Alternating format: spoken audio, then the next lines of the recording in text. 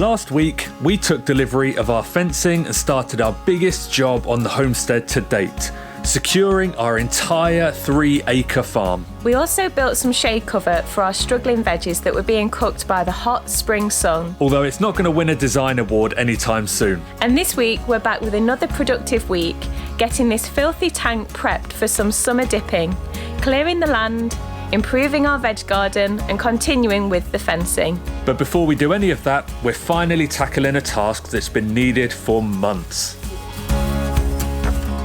So we're just down at the bottom end of our property where our original compost bin is, but it's pretty full, and the way it's constructed at the moment, it's borderline impossible to thoroughly turn over and circulate the compost as it decomposes. So the plan is we're going to build an extra bay, and we're going to have opening front panels on both of the compost bins so we can easily get a fork in and turn over the compost and transfer it into the bay beside it.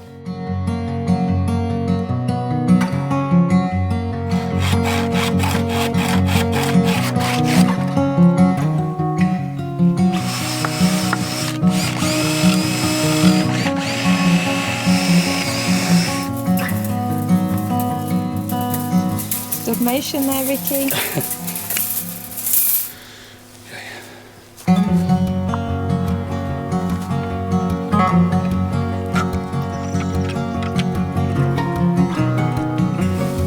That'll be enough? Yeah, that's remarkably easy.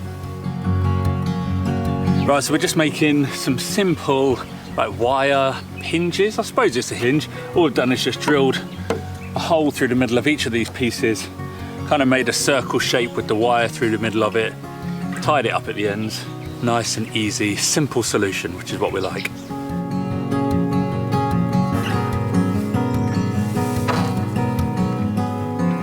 All good? Yeah, it's perfect. No excuses now, and it's going to make this job so much easier to do regularly. And now it's time for a very stinky job, so I'm going to hand this one over to Victoria to do, but we need to take the front off of the existing compost and remove that completely, shovel all this stuff into the bay that we've just made. Once that bay's emptied out, I can then put the door on the hinge to this one. So over to Victoria to get stinky.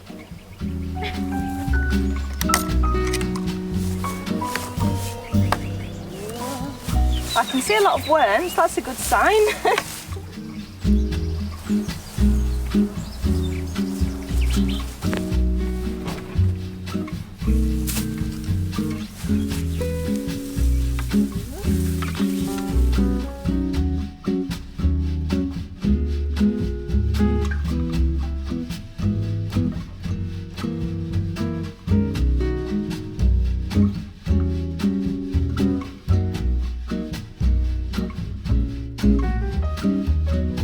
Good girl. You mucky pup. Yeah, mucky pup.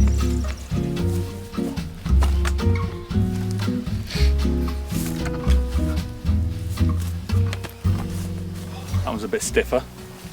Giggity. Giggity, giggity, giggity. Right, so that's job one complete. Well, 90% complete.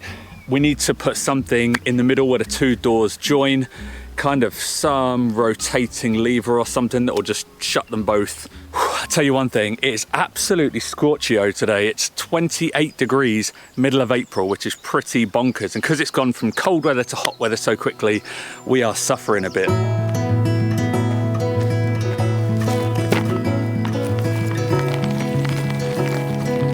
We've still got lots of cut branches piled up around the place, so we're spending sort of any spare moment just on the trusty chipper to try and make our way through these piles before the rapidly approaching fire season is here. Ordinarily we would use the generator to power the chipper, but on a day like today it's so dry and it's just not the safest option. So with it being so sunny, we have an absolute surplus of solar. So we've got our big long extension lead from the house directly into the chipper. It's as close as we could get it to the branches, but we are going to actually have to drag them up into this nice big shade area created by our lovely oak trees.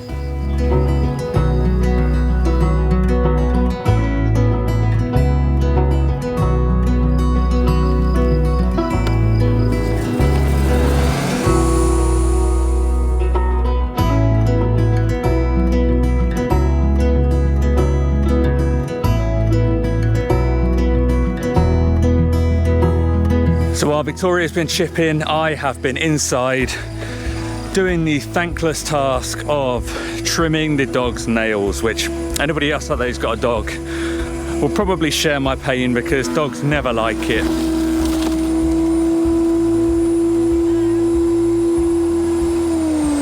How's it going? Slowly but surely. It's really dirty work. It's really dusty. What are you listening to? My favourite. Which is? Harry Potter. And the Order of the Phoenix. One of the best.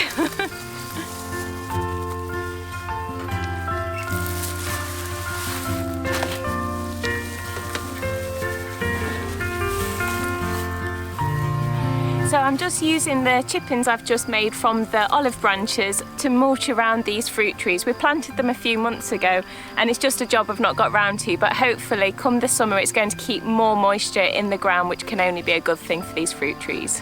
I was looking at our almond tree the other day and I noticed something really peculiar. Perhaps it's not actually that weird for an almond tree, but I personally thought it was weird. Some of the almonds are probably the size of my baby fingernail and others are like almost fully sized, and I've got no idea what the reason is for the difference in the size, but it tickled me. So now that it's a bit later in the afternoon, the temperature is cooling down a bit. I mean, not by much, maybe like a couple of degrees, but I am now gonna get out, I'm gonna get the strimmer and I am going to cut around this. So tomorrow we're gonna be working on that water tank, but as you can see, the grass around it is very high. It's not going to be an enjoyable place to work because it's super itchy and just, yeah, it's a bit of a nuisance. So I'm going to try and trim as much as I can around the tank and the surrounding area because it all needs doing and it's super long. So here we go.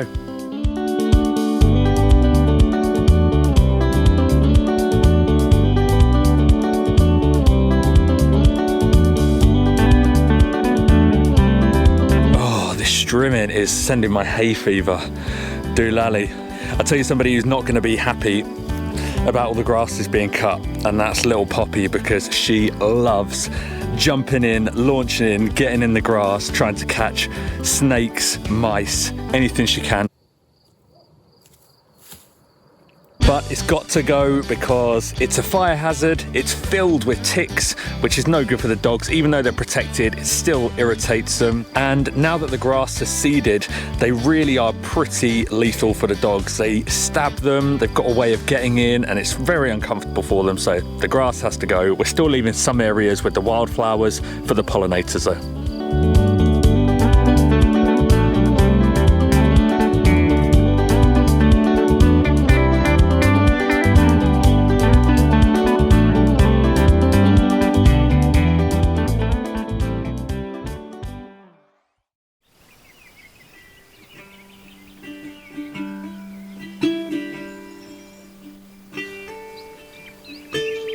So we're down at our, oh, it's really echoey. So we're down at the small tank on our property and it is absolutely filthy. We've not actually used it for anything since we moved onto the property, but we really want to get it emptied out so we can give it a good inspection. It doesn't seem in bad nick, but we've actually not seen the bottom of it and we can make out a few little cracks. So the first job is to get the water out. The first problem, however, is that the taps are completely jammed up and we've got no idea why that is.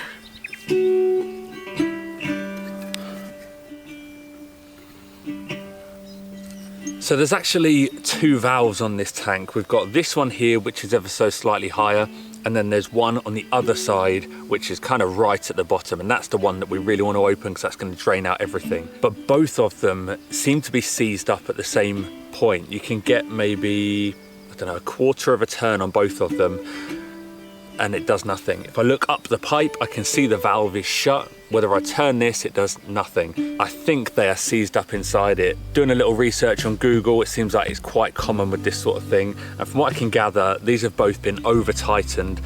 The valve at the bottom has kind of seized up and got stuck in place. And I've seen examples where other people, even if they get this handle to loosen up, the handle will keep turning and the valve won't go anywhere.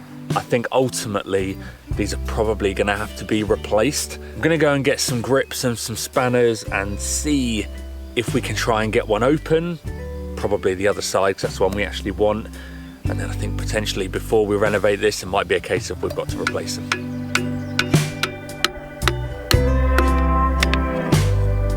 Oh, it's turning.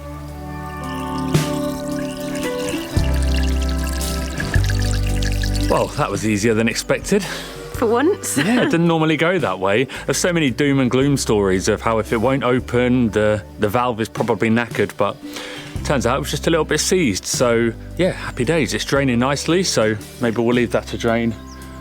We'll get a coffee and figure out then how we're going to get out all this filth from the bottom. Yeah, that's the bad bit.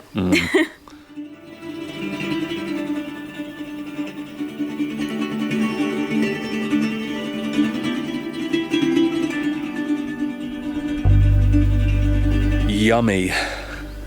It is pretty grotty at the bottom of this. I'm not even sure what most of this stuff is. It must just be grime that's just built up over the years. Since we've owned the property, we've never emptied, refilled, circulated, cleaned this, done nothing, and I'm pretty sure the previous owner hasn't done for years either. So this is decades of grime built up. And unfortunately, there's only one way to get it clean again, and that's to crack out the wellies and get mucky.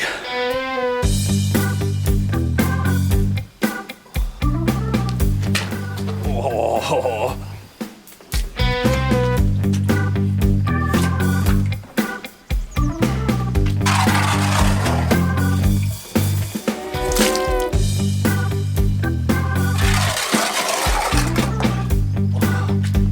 I don't know if I've overfilled that for you. How full is it?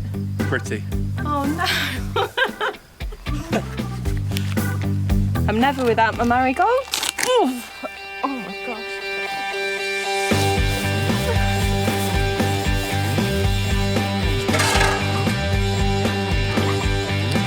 Oh, nearly done. This is a dirty, dirty job. So because the tank, nearly forgot what it was then, because the tank slopes ever so slightly towards that lower valve just to try and flow as much water out as possible, I'm just using the spade just to try and drag as much of that remaining fluid over and get it out. And then the tiny dregs of gunk that's in here, I'm just trying to get it out and bucket it out, but there's only so much we can do. I think what we will have to do is rig up the pressure washer and then try and pressure wash it out, flood it with more water and just keep diluting it and pushing it back out. That's the only way I can see it getting clean. I love the selection. Dregs, fluid, gunk. Moist.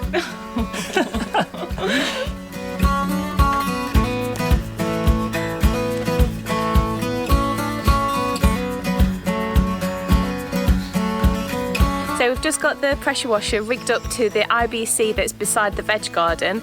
We're hoping that there'll be enough pressure to make it work just from the natural lay of the land. If not, we're going to have a little bit of a rethink, so fingers crossed.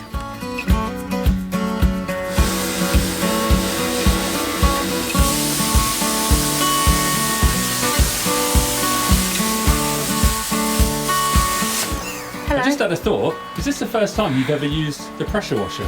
Yeah. Do you think I'm good for my first time? Yeah, it's fun, isn't it? It's quite nice doing something with water in this heat, to be honest. Yeah, shame it's grimy, stinky water that's splashing up. Details, details. So I'm just hiding out in the shade for a minute whilst Victoria is pressure washing, and it's just come to both of our attention. I don't think we ever explained to you why we are looking at this tank and cleaning it. If you've been watching our videos for a while, you'll know that we've got the big 30,000-ish litre tank up by the main house, and at some point we want to renovate that and turn that into something that we can have a dip in. To be honest, it's big enough to swim in. However, due to the size of it, that is a pretty big job. Also, that tank is what collects the, all of our water that then runs into the house. Now, our plan, kind of medium term, as soon as possible, as soon as it's financially feasible, is to get municipal or council mains water to the property. So at that point, we can obviously empty that big 30,000 litre tank, potentially into the well, into our IBCs, into other places, but it's going to have to go somewhere out of that tank so we can clean that up, fix cracks, re-render it, paint it, and obviously it needs to be empty for quite a period of time whilst we're doing all that work. And of course, we also want to be doing that job when there's no rain forecast, when we're going to be in the summer. Now, with those two requirements comes a bit of a predicament for us, and we think it's a bit risky. If we were to empty out that tank into the well, either now where it's really hot or getting into the summer, that well is linked to the water table. So obviously our neighbours and everybody else has access to that same water in the well. So if we put all that rainwater we've collected into the well, and then our neighbours just use a load of water, the ground absorbs it, evaporation, etc., we might find ourselves in the summer that there's not really that much water left in the well to pump it back out and fill that tank up. So we were thinking this spring, summer, we could renovate this tiny little tank. So not only will we not be risking our household water by doing this tank, it will also be less expensive, less time consuming, and also we can just learn bits and bobs that we need to about the waterproof painting, how to render it, just before we go and do the bigger tank, probably next year. But yeah, we cannot wait to have something that we can dip in and cool down in, because we can already tell in this spring it's going to be a hot summer. Some of the stuff that's stuck on this tank is so stubborn, it's decades of grime. So I'm going to try and use this white vinegar and just spray it onto the surfaces, and go and have some food, leave it for about half an hour, and then come back and see if it will blast off better with the pressure washer.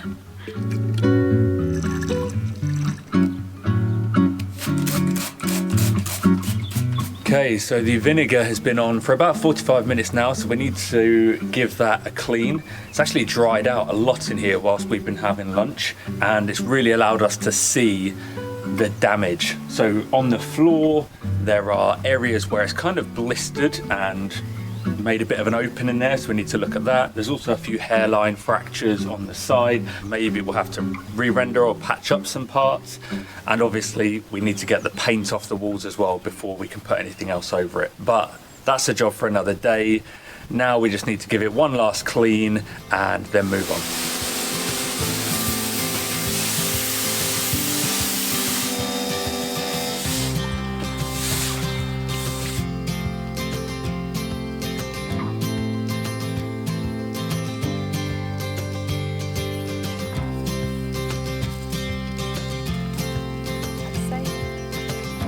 The shade saga continues. We weren't happy with how much shade the veg garden was actually getting in the afternoon, because it was still quite exposed. So we've moved the shade net over a little bit, but now we're too far away from the tree that we were anchoring it to. So we're going to pop in one of the fence posts, and hopefully that will remedy the issues that we've currently got.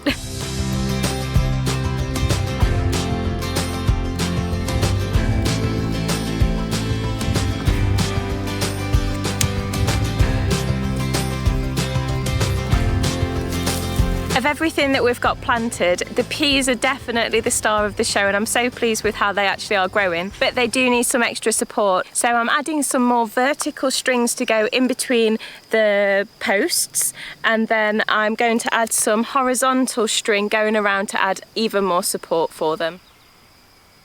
So I've just used the tent pegs, which actually were provided with our greenhouse. I'm highly sceptical if they would have been sufficient to hold down a greenhouse, especially with Portuguese winds, but hopefully they'll do the trick with the pea supports. I'm sorry, I'm getting distracted. I just want to show you. Don't look at me, I'm hideous. Ricky's absolutely getting wiped out by hay fever at the moment, but he's a trooper and continuing regardless.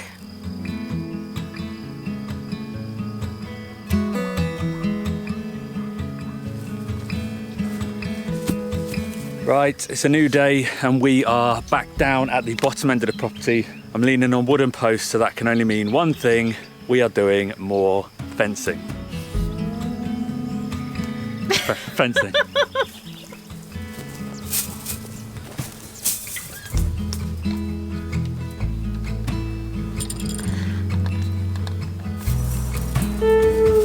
Well, I'll tell you something for free. Fencing is never without its hiccups. There is always something pops up along the way. I don't know if you remember last week, but I was trying to use this thick wire that we'd got. And last week I binned this off because To do these twitch wires on the H braces, it wasn't flexible enough, but I thought still we'd be able to use it for the top and bottom wires on the fence because that wire needs to be super strong. But we're trying to work with it this morning, and you know, as you can see how loose this is. This wire is as stiff as a post, pardon the pun.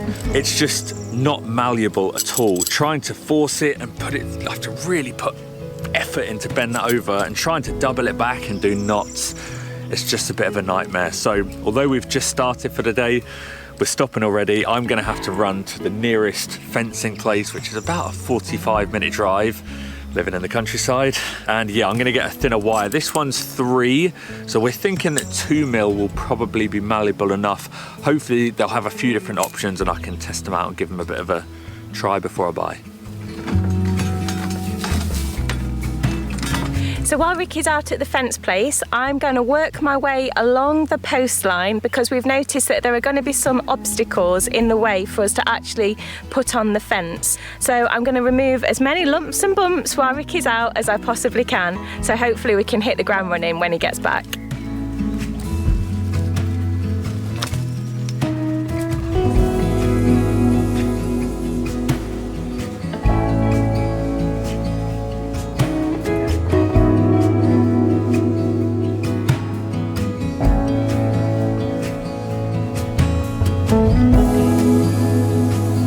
How'd you get on? Oh, hello, Pop. Pardon? How'd you get on? No joy. Oh, no, really? Yeah, sell posts, fence, and no wire of any variety. So I think we're just gonna have to carry on with the fencing. I'll have to have a bit of a rethink on the wire situation.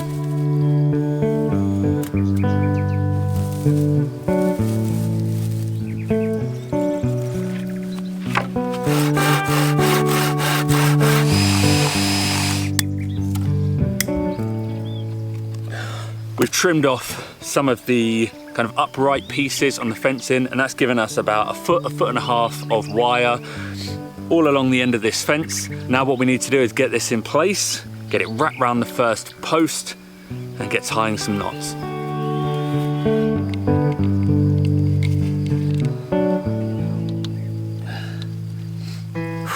That was tough. Tying all of these horizontal wires off around that post, doing the right knot to get it round, really tricky, particularly when you get to the bottom, because with this fencing, the holes at the top are bigger, the holes at the bottom are smaller, obviously to stop smaller animals getting through. When you're trying to get your hand through those smaller holes to wrap the wire around and tie the knot, my man hands are not dainty enough for that task. And I apologise that we didn't film more of that to show you what we were doing, but there was a fair bit of beep, beep, beep, beep, beep. Yeah, explicit language happening.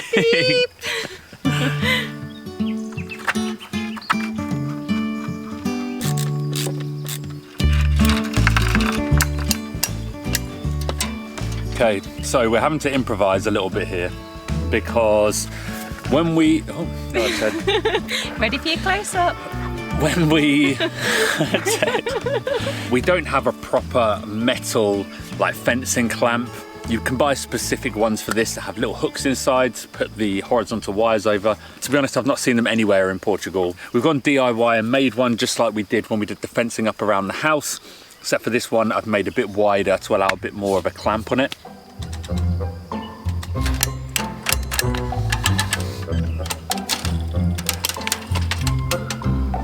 Right, so it's not pulling particularly evenly.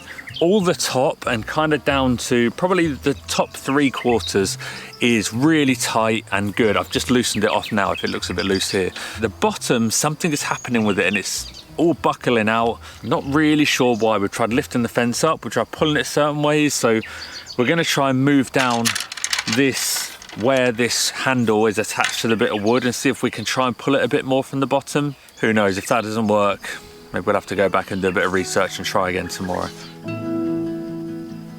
Okay, so we ended pretty abruptly yesterday. We basically couldn't get the tension to spread evenly and we kind of had to give up. So we checked all along the fence line that it wasn't catching on anything in the ground. We tried tensioning it with it raised up a bit just to make sure, but for some reason the bottom just wasn't taking. So we both got a little bit frustrated and we just decided to knock it on the head because we were losing light anyway. But I've come back out this morning and I'm going to try now tensioning it from 2 different spots. So I'm going to use that hand pulley with all the leverage on the bottom, and I'm going to use the ratchet strap on the top so I can kind of adjust the top and the bottom independently. Because me and Victoria were speaking and kind of using logic, the holes at the bottom of the fence are smaller, so there's more wire in that bottom part of the fence and therefore there's more resistance. So what we're going to do, like I say, use the more heavy duty ratchet on the bottom and try and ratchet it from the bottom to get the tension in there, and then kind of go bottom,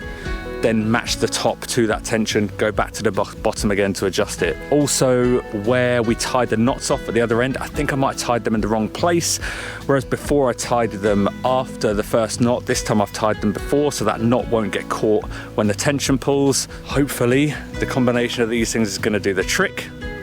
Let's find out.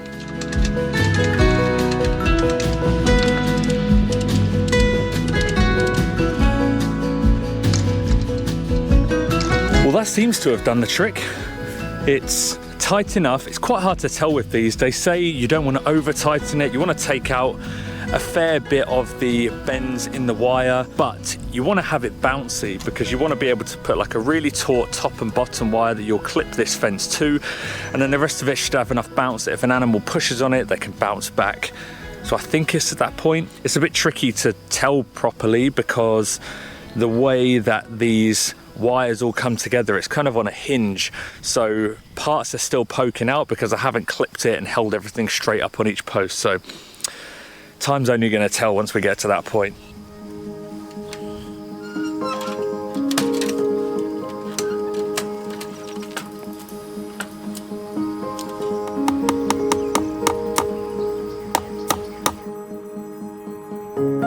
So that's this first run complete, minus the top and bottom wires. I want to put them tight top and bottom wires on when I have that wire, and then I will clip the top and bottom wires of the fence to that, and that's going to make it really strong and sturdy. Yeah, it's now all clipped onto the post. One thing I will say, it's definitely not as tight as I would like it. Yeah, being inexperienced, it's hard to know. They say to have it bouncy, but you know, how bouncy are we talking? Are we talking bouncy castle or are we talking memory foam? You know, what's the scale of bounciness? But I really needed to get one on just to see where we get to during the whole process. I definitely want to improve the wood clamp that I've done, maybe do it with something else, because at times that slipped a bit, so that stopped me getting as much tension as I would like. But yeah, overall it's not too bad. No animal's going to get through it. It's basically just not quite as tight as I would like it. So I see what Victoria thinks. Maybe we'll leave it, maybe we'll redo it another time, but for now, yeah, I'm going to go and revisit that clamp